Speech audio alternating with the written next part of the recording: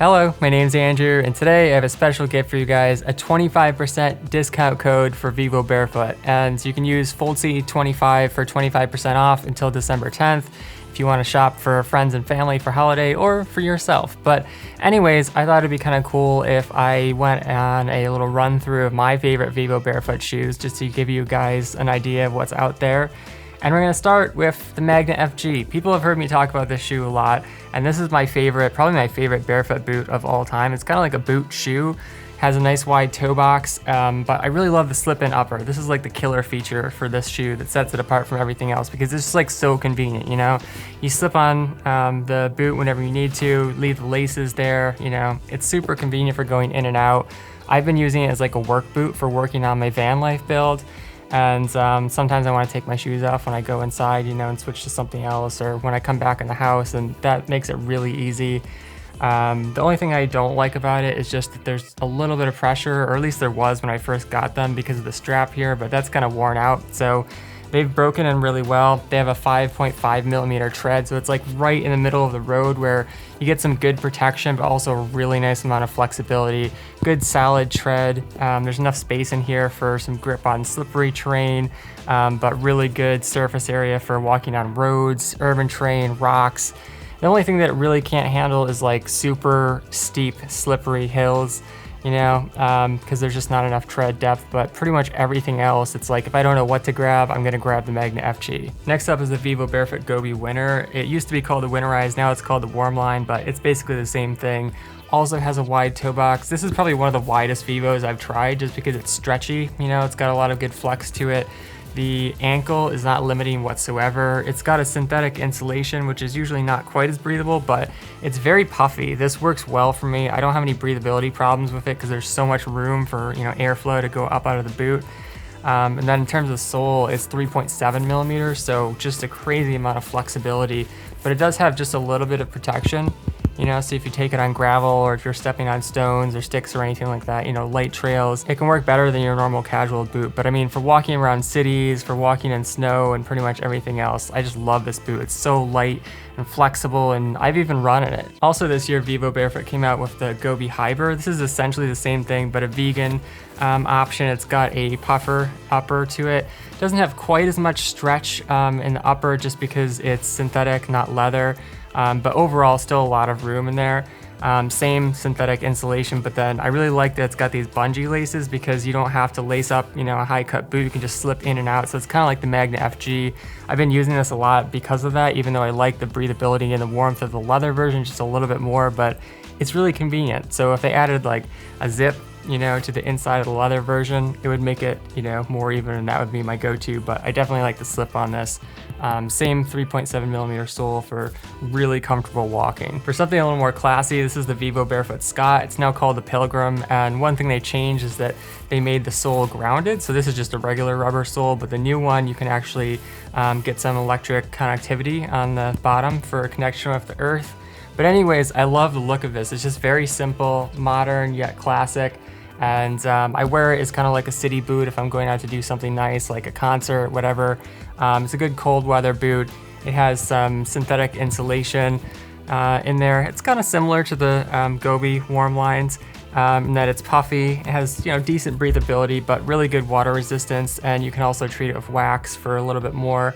And in terms of the sole, it's 3.7 millimeters, but it does feel just a little bit harder than the other ones. I think it's also because it's got a more structured leather upper to it. So I'd say the GOI feels just a little more comfortable for walking, you know, because there's more flex and there's just a little more structure in the Scott or the Pilgrim. So it can also work as kind of like a low-key work boot. For another good slip-on shoe, this is the Vivo Barefoot Ababa. I use this as a slipper a lot because it's got a nice wide toe box. It's a little bit lower volume on top. If you have high arches, it might not work for you, but it's pretty easy to slip into with just a finger here. It's got a good lockdown in the back, and then lined with nice, really soft leather, so it feels amazing to wear barefoot or with socks.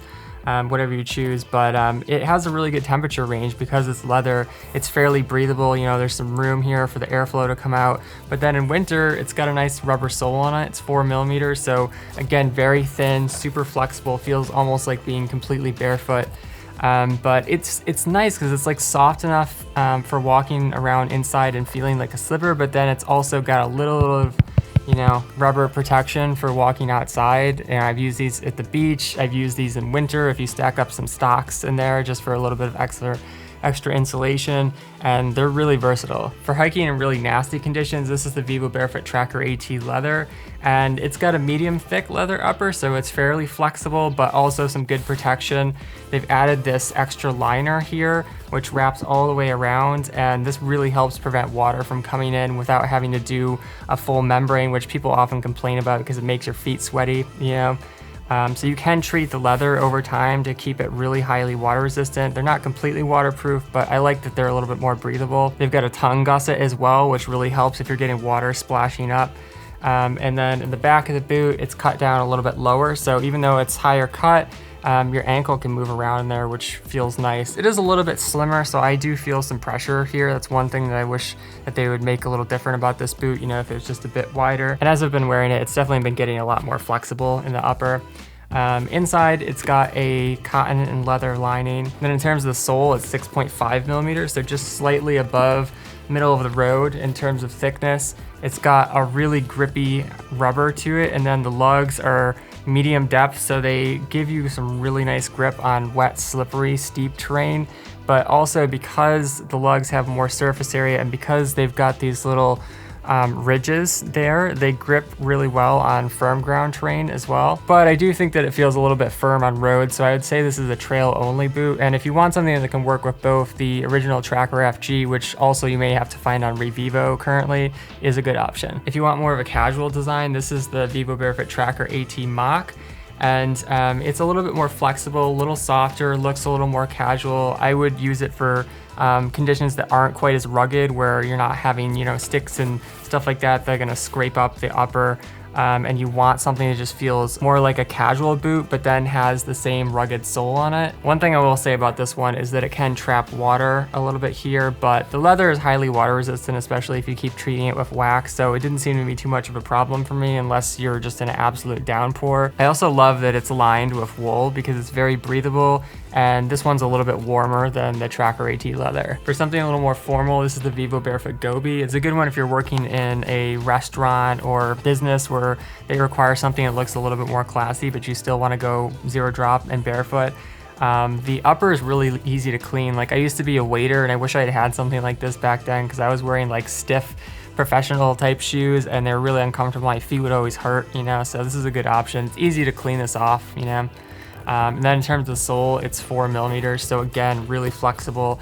I find that this feels amazing for standing on concrete. It rolls really softly, it feels like being barefoot, and you can use it in multiple seasons too because the leather is breathable and it's insulating, but it's not too hot because it is a little bit thinner. And the same thing is true for the Vivo Barefoot GOI Chelsea. This is another one where you could use in restaurants, or if you're like a delivery driver and need something that's just simple, you know, all black. It's another one where you can slide in really easily. It's got a Chelsea upper. I would say for this one, it feels like it's just got a little bit too much, you know, like my ankle was sliding around a bit. But if you're wearing a thicker pair of socks in winter, or you're just someone that has thicker ankles than, you know, me, it should work fine. It's got plenty of room in the toe box. This is another 3.7 sole. So again, really thin, has a little bit more structure than the GOI boot, but overall, again, it's comfortable for walking around on urban terrain. For road running, my go-to is the Vivo Barefoot Primus Light Knit, and I really like this one because it's super light, but the knit upper just feels a little more stretchy, more comfortable to me. You can wear it barefoot. It's easy to slide into. There's nothing, you know, to rub on your ankles or really anywhere in the shoe. And that's one thing I like about it compared to the original Primus Light, because that one has a little bit more protection, a little bit more structure. It's kind of more geared towards intense sprinting and cross training and things like that, especially in the summer because it has a mesh upper, so it's a little bit more breathable, where the knit is a little more comfortable in cool weather or if you're just going out on casual runs. But it's got a 4 millimeter sole, so again, incredibly flexible. Feels almost like being completely barefoot on the roads, except you have a little bit of protection from sticks and stones, but it can start to get sweaty in hotter weather. If you want something all natural, this is the Vivo Barefoot Census, and it's really similar, except it has an all leather upper.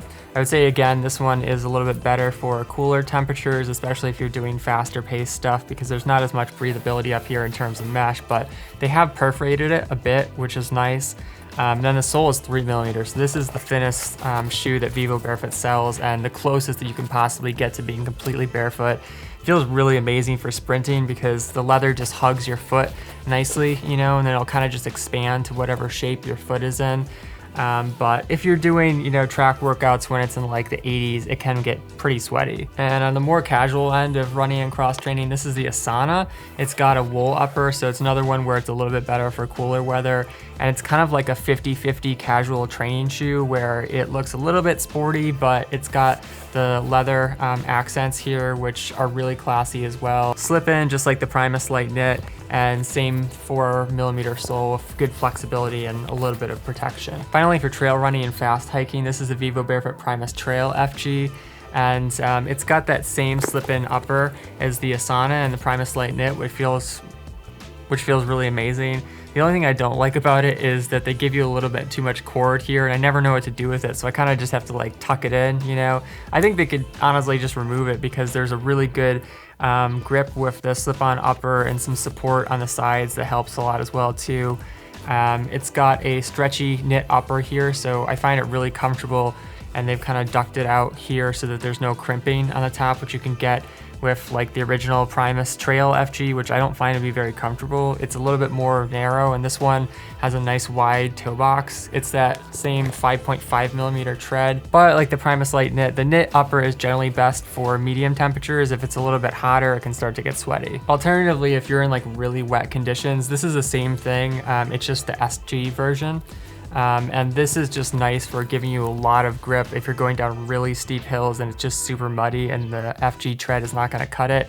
They've got that chevron shape, so it's just like claws, you know, going both up and down hills, and they're the opposite direction the other way. I would say I definitely use the FG more just because it's more versatile for going on roads and stuff. The SG sole feels fine on roads. It'll just wear down a little bit faster. In terms of soft ground, I tend to use this one, the Magna SG, a little bit more than the lower cut SG because when it's wet, you usually get a lot of stuff splashing up, and it doesn't really matter in the summer when it's hot, you know, but when it starts to get colder and you have like cold water splashing up into the shoe, it's just not fun, you know. So this is a water resistant upper. It's not waterproof. It will soak through if you're in super wet conditions, but it'll at least stop your feet from getting super soggy. Then it's got that same slip-on upper as the Magna FG, which I think feels really good. Also one that has quite a lot of room for Vivo Barefoot. This is one of the wider styles, which I like. They do have the straps here, which I think when you first get it, you can feel a little bit of pressure, but again, it kind of works in and it doesn't really bother me. And then in terms of the sole, again, same SG sole with a ton of grip. And this one actually is even more flexible than the lower cut shoe, which is crazy. All right, so this is the Vivo Barefoot shoes I find myself using the most, but if you'd like to support the channel, you can shop with the referral links down below. Browse and filter more products with the shoe finder tool at my website, barefootwear.org, or watch my zero drop transition video to learn more about barefooting. Finally, if you have a question about Vivo Barefoot or about barefoot shoes in general, let me know in the comments. Thanks for watching. Catch you next time. Peace.